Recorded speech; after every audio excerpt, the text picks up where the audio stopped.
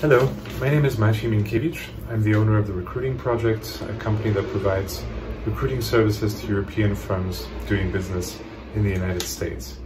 I wanted to thank the European American Chamber of Commerce for giving me the opportunity to answer a few questions about how COVID-19 has had an impact on my recruiting business.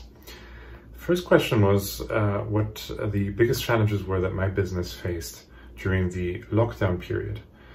The biggest challenge was that business overall was significantly down to the same period. Under normal circumstances, most of my clients were not in a hiring mode, and so my focus and attention shifted from a purely recruiting angle to more of a business development and relationship management mode. But all of those areas were made more difficult and more challenging by the fact that I was not able to meet with people in person, which is something that my business relies on to a great extent. So communications with both clients and candidates were made more difficult and were just of a different nature to what they typically would have been had I been able to meet people directly in person. Another factor, according to Indeed, one of the biggest job boards, was that job postings overall were down during this period by over 30%. But I found that in addition to that, candidates' availabilities were significantly reduced as well. So people were posting fewer resumes on Indeed. They were showing their availability to a lesser extent on LinkedIn. And those people who were currently working were far less willing to take the risk of interviewing somewhere where they would not be able to assess a company's environment in person, having to rely on interviewing entirely remotely, as well as being unsure as to what lay ahead for companies that they would be potentially considering as future employers. So the pool of candidates overall was reduced, as well as work during this lockdown period. Those certainly were big challenges. The next question was how my company demonstrated agility during this period and what the most innovative responses were that I witnessed. Primarily, I had to increase my engagement with both candidates and clients. This was a time that was very difficult for a lot of people, for many different reasons, many obvious reasons, that people had lost work, and for health reasons.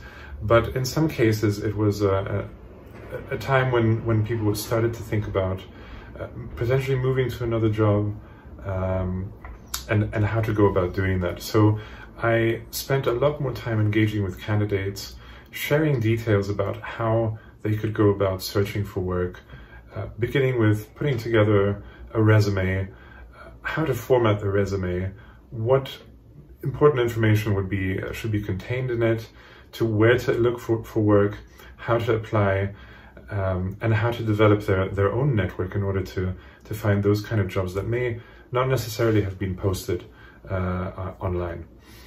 On the client side, I significantly increased my engagement as well. A lot of companies up until that point had relied purely on in-person interviews, were very unfamiliar with video conferencing technologies in some cases, and in some cases were very hesitant to bring somebody in on an entirely virtual manner without actually having met with candidates themselves.